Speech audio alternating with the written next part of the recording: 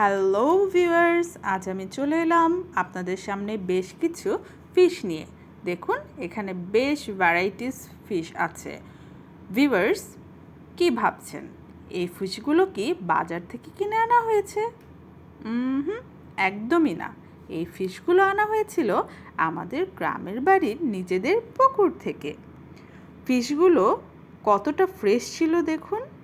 আর এখানে অলমোস্ট 300 কেজির মতো ফিশ ছিল। ভিউয়ার্স, আমাদের বাসার দুজন খালা খুব যত্ন সহকারে ফিশগুলোকে বসে বসে প্যাকেজিং করছিল। তারাও কিন্তু বেশ আনন্দের সহিত ফিশগুলো প্যাকেজিংয়ের কাজ কমপ্লিট করে নিয়েছিল।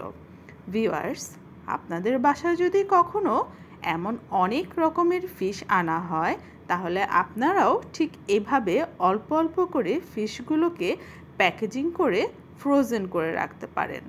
এতে করে ফিশগুলো ফ্রেশ থাকবে অ্যান্ড প্রয়োজন মতো ফ্রিজ থেকে বের করে রান্না করতে বেশ সুবিধা হবে।